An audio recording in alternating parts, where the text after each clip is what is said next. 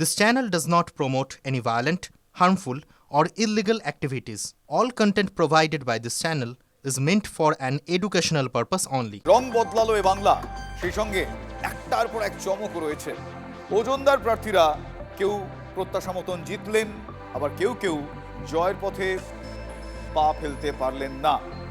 আশা হয়তো অনেক ছিল, কিন্তু জনাদেশ বলে একটা কথা আছে না, সেই জনাদেশ কিন্তু সেই সব আশায় তাদের জল ঢেলে দিল। আসুন একটু সবিস্তারে দেখি।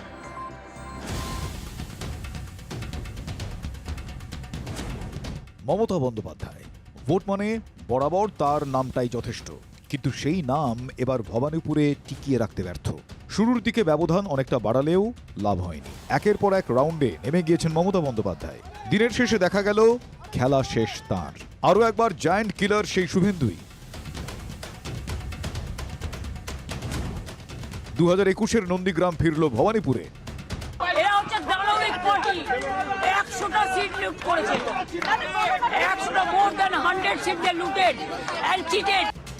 শুভেন্দু অধিকারী কিন্তু রেজাল্ট আউটের দিনে ভবানীপুর ছেড়ে নড়েননি। ভোট যুদ্ধের আরেক হটস্পট নন্দীগ্রামে পা রাখেননি দিনভর, যেন কোনো চিন্তাই ছিল না। এবং দেখা গেল দিনের শেষে তাকে চিন্তামুক্তই রেখেছেন নন্দীগ্রামের মানুষ। পবিত্র করকে দলে টেনেও সুবিধা করতে পারল না তৃণমূল কংগ্রেস। খেলা হলো ঠিকই, তবে এক পেশে। রেজাল্টের দিন আরও এক কেন্দ্র দেখালো এক পেশে লড়াই, বহরমপুর। পারলেন না অধীর রঞ্জন চৌধুরী। হাত ভেঙে সেখানেও পদ্মের জয় জয়কার। অথচ আশা কিন্তু অনেক ছিল অধীরের। আমরা যে জেলাগুলোকে ফোকাস করেছি, মুর্শিদাবাদ, মালদা, পার্ট অফ দিনাজপুর, পুরুলিয়া, এখানে আমরা ফোকাস করেছি। এসব জায়গায় আমাদের একটা রিসার্জেন্স হওয়ার সম্ভাবনা আছে। যে অধীরকে ঘিরে কংগ্রেস ঘুরে দাঁড়ানোর স্বপ্ন দেখতে শুরু করেছিল, সেই বহরমপুরের রবিনহুড নিজেই ডুবলেন ব্যর্থতার অন্ধকারে। 3 দশক পরে আবারও বিধানসভা ভোটে লড়তে নেমে তার হাত খালিই রইল। আরও খারাপ হলো শুভঙ্কর সরকারের। প্রদেশ কংগ্রেস সভাপতি আগাগোড়া ফেল শ্রীরামপুরে। প্রথম 2-এও থাকতে পারেননি, তার নাম 3 নম্বরে।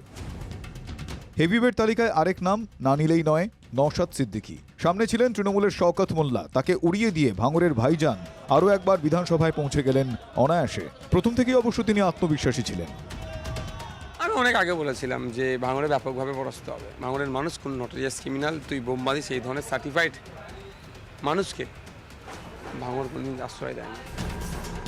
26-এর ভোট যুদ্ধের ময়দানে চমকের আরেক নাম হুমায়ুন কবির। এবার জোড়া ফুল শিবির ছেড়ে বেরিয়েও জোড়া সিট জয় তিনি ছিনিয়ে নিয়েছেন।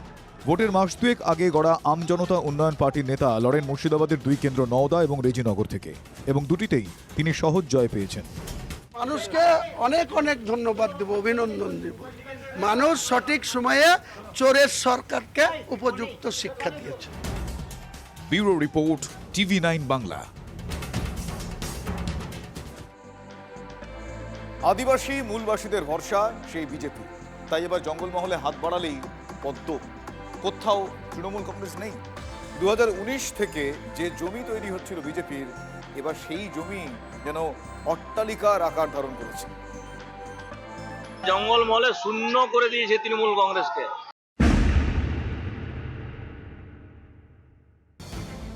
জঙ্গলমহলে পদ্মেরই মহল। 18টি আসনে জয়ী সাফ তৃণমূল। পুরুলিয়ার বান্দোয়ান থেকে বাঁকুড়ার রায়পুর, ঝাড়গ্রাম থেকে পশ্চিম মেদিনীপুরের শালবনী, আদিবাসী জনজাতি কর্মী বলয়ে শুধুই বিজেপি। 2019-এর লোকসভা ভোট থেকেই পদ্মমুখী হতে শুরু করেছিল জঙ্গলমহল। 2021-এর বিধানসভা, 2024-এর লোকসভা ভোটে তৃণমূল জমি কিছুটা পুনরুদ্ধার করলেও 26-এর কুরুক্ষেত্রে সেখানে পদ্মের জমি আরও মজবুত হল। পুরুলিয়ার 9টি বিধানসভা 9টিই বিজেপির দখলে গেল। ঝাড়গ্রামে বিজেপি 4-এ 4। বাঁকুড়ায় যে 3টি আসন জঙ্গলমহলে, সবগুলোই বিজেপির হাতে এসেছে। পশ্চিম মেদিনীপুরের শালবনী গড়বে তার ফলও এক। বারে বারে আমরা প্রমাণ করেছি কি মোদিজি এবং বিজেপি সবসময় আদিবাসী পিছিয়ে পড়া মানুষের পাশে, আর সেটা মানুষ গ্রহণ করেছে। কোন অঙ্কে জঙ্গলমহলে তৃণমূলকে একেবারে উড়িয়ে দিল বিজেপি? রাজনৈতিক বিশ্লেষকদের একাংশের মতে দ্রৌপদী মুর্মুকে রাষ্ট্রপতি করার পর আদিবাসীদের কাছে বাড়ে বিজেপির গ্রহণযোগ্যতা।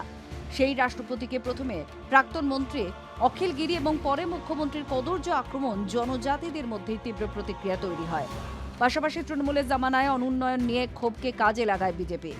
ভোটের আগে কুর্মী নেতা রাজেশ মাহাতোকে দলে টানা পদ্মের বড় সাফল্য বলেই মত রাজনীতির কারবারিদের।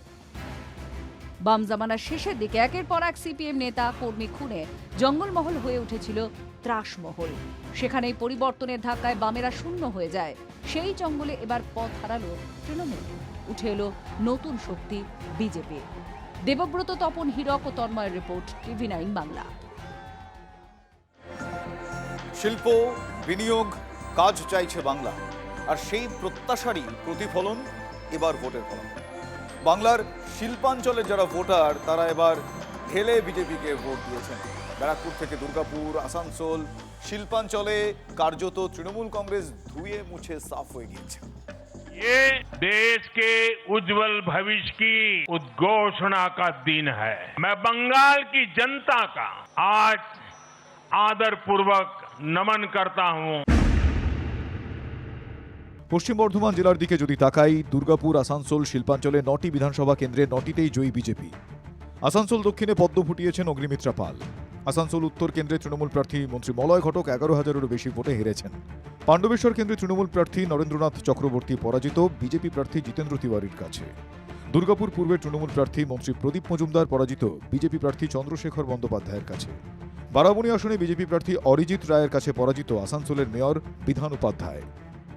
এই জয়ের পিছনে কি কারণ দেখতে পাচ্ছেন? মানুষকে অত্যাচার করা, মানুষকে অবজ্ঞা করা, মানুষের জন্য কোনো কাজ না করা। অতীতের নির্বাচনের ফলাফল বলছে শিল্পাঞ্চলে তৃণমূলেরই দাপট ছিল। 2021-এর বিধানসভা ভোটে কয়লাখনি এলাকায় 7টি আসনের মধ্যে তৃণমূল পেয়েছিল 5টি আসন, বিজেপি 2টি। আসানসোল শিল্পাঞ্চলে নির্বাচনী প্রচারে এসে প্রধানমন্ত্রীও বাংলার শিল্প কর্মসংস্থান নিয়ে প্রশ্ন তোলেন। उद्योगों का लगातार पलायन हो रहा है।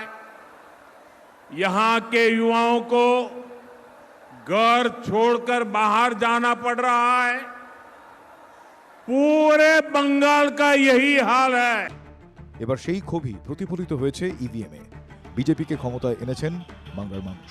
পাণ্ডবেশ্বরের মানুষকে নিয়ে আমাদের কর্মসূচি, আমরা যে প্রতিশ্রুতি মানুষকে দিয়েছি সেই প্রতিশ্রুতি পূরণ আমরা। একই ছবি ব্যারাকপুর শিল্পাঞ্চলে। উত্তর 24 পরগনার শিল্প তালুকে পদ্মের জয় জয়কার। ব্যারাকপুর শিল্পাঞ্চলে 10টি বিধানসভা কেন্দ্রের মধ্যে 9টিতে জয়ী বিজেপি।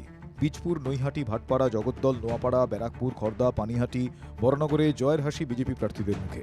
নোয়াপাড়া কেন্দ্রে জয়ী বিজেপি প্রার্থী অর্জুন সিং, ভাটপাড়া কেন্দ্রে জয়ী পবন সিং, জগদ্দল বিধানসভা কেন্দ্রে জয়ী রাজেশ সিং, পানিহাটিতে জয়ী বিজেপি প্রার্থী তিলোত্তমার মা রত্না দেবনাথ। ব্যারাকপুরে পদ্ম ফুটিয়েছেন কৌস্তব বাগচি। বরানগরে জিতেছেন বিজেপি প্রার্থী সজল ঘোষ। মানুষ অশান্তি চায় না, মানুষ চাকরি চায়। আমাদের সেই চাকরির ব্যবস্থা করতে হবে। অনেক দায়, এই যে দিদিমণি 8 লক্ষ কোটি টাকা ঋণ করে গেছেন, এই দায় তো আর আজকে থেকে দিদিমণির নয়, এরা দায় আজকে থেকে আমাদের।